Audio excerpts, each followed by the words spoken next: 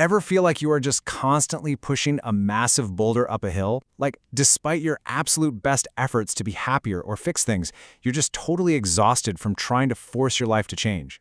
Well, I want you to hear this loud and clear. The problem isn't you. Welcome to this explainer on Mel Robbins' incredibly transformative book.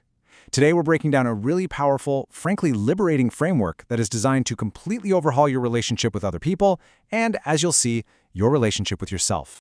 So Mel Robbins throws a massive contradiction at what we normally hear in the whole self-help space. Think about it. We spend an unbelievable amount of time convinced that if we just say the perfect thing, or if we bend over backwards to accommodate everyone, or sacrifice our own needs to keep the peace, well, then everyone will be happy, and then we'll finally feel good. But reality? It's a lot darker. We end up shrinking ourselves down to fit other people's expectations. Someone inevitably still gets disappointed, and we literally sabotage our own peace of mind by exhaustingly trying to manage everyone else. Okay, let's dive into this, because to truly get where this theory comes from, we have to look at the author's absolute rock-bottom moment. Picture this. At 41 years old, Mel Robbins was completely unemployed, watching her husband's business crumble and staring down a staggering reality of $800,000 in debt. To put that into perspective, that is life-crushing pressure. Her coping mechanism? Total paralyzing avoidance. You know that visceral physical feeling of anxiety, the heavy chest, the unopened mail piling up on the kitchen counter, just the utter dread of the morning? Her only response was hitting snooze over and over, drinking, and procrastinating just to escape reality for a few more minutes. Getting out of bed felt like moving through wet concrete. But then she had this epiphany. Lying in bed one morning, totally paralyzed by that anxiety, she remembered watching a NASA rocket launch on TV. She decided to try this ridiculous, desperate experiment. She just counted backward out loud, 5, 4, 3, 2, 1, and actually forced herself to physically stand up before her brain could talk her out of it. And guess what? It worked. And there's real neuroscience behind why. By counting backward, she interrupted her brain's default mode network, that part responsible for your endless overthinking and rumination, and she shifted control right to her prefrontal cortex, the action center. This became the famous 5-second rule, forcing her to make one 5-second move at a time to literally rebuild her life. Now, over the next decade, Robbins built this massive career sharing these self-improvement tools, but she realized there was a big gap. The 5-second rule is brilliant for fixing your relationship with yourself, right? Getting out of bed, paying your bills, going to the gym. But landmark research, like the famous 80-year Harvard study of adult development, proves that the #1 factor for a healthy, happy life isn't just your daily habits, it's our relationships with others. And that requires a completely different toolbox. Enter the let them theory. It's essentially a tool for absolute freedom. It leans into this fundamental law of human nature that we are constantly, fruitlessly fighting against. You simply cannot control another adult. Period. No way. Just think about how draining it is to fight that reality every single day. Trying to manage what other people think, say, or do is a completely losing battle.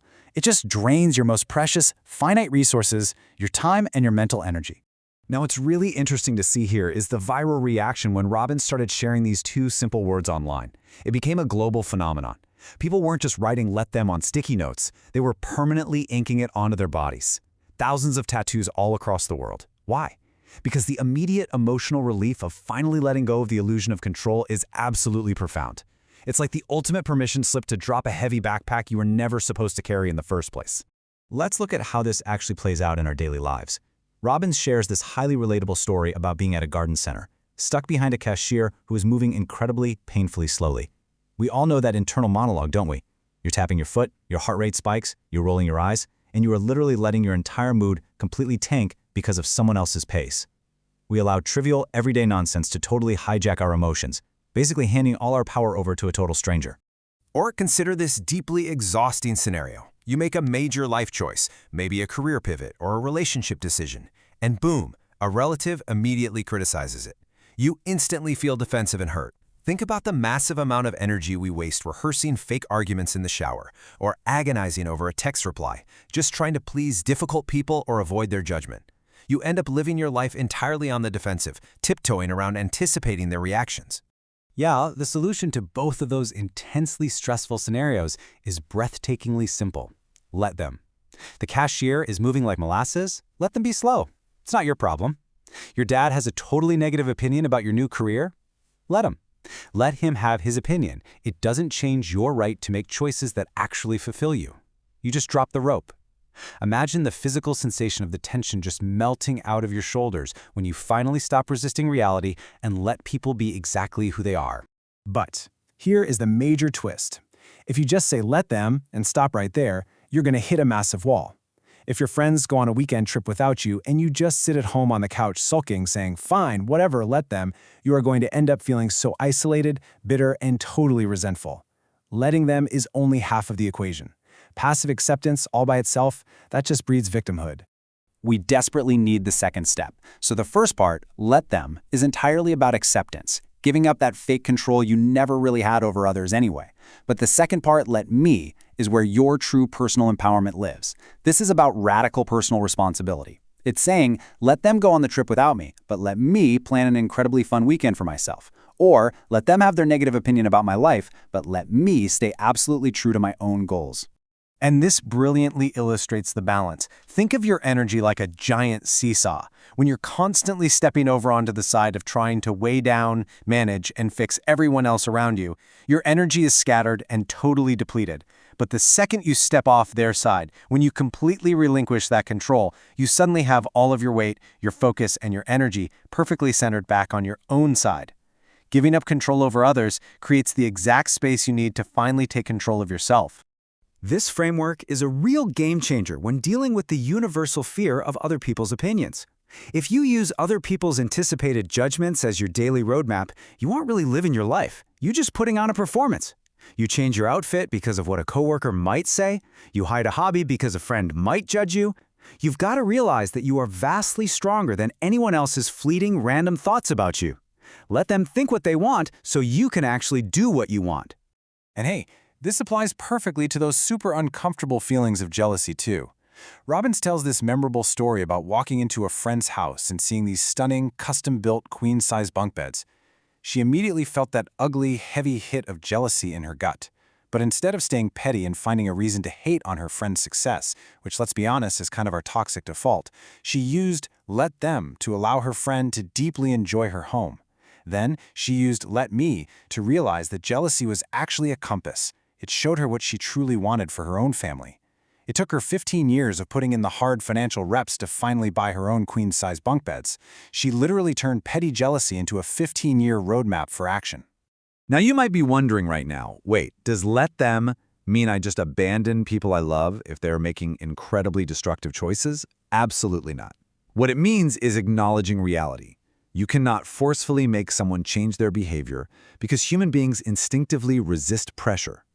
But you absolutely can influence them. There's a massive, absolutely crucial distinction between trying to force change and effectively inspiring it. And this is beautifully backed by the neuroscience of human behavior. Dr. Tali Sharo, a renowned behavioral neuroscientist, found that things like warning labels on cigarettes or overt threats completely fail to change behavior. Why? Because the human brain instantly rationalizes, oh, well, that won't happen to me. Nagging literally fights human nature and builds a psychological brick wall. Effective influence, on the other hand, starts with acceptance. You have to let them be exactly where they are to stop the fighting, and then use let me to model positive behavior that actually inspires them to want to change on their own. This is especially vital when you're trying to support adults struggling with things like addiction, financial ruin, or severe self-sabotage. The hard truth from experts is a really bitter pill to swallow. The more you rescue, the more they sink. When you constantly jump in to save an adult who is running from their problems, you aren't actually helping them, you're enabling them. True healing almost always starts when the pain of staying the same finally outweighs their desire to hide. As agonizing as it is, you have to let them face that reality. So, the crucial point is really beautifully captured in this metaphor right here. The people and situations around you, they are exactly like the weather. You simply can't change it.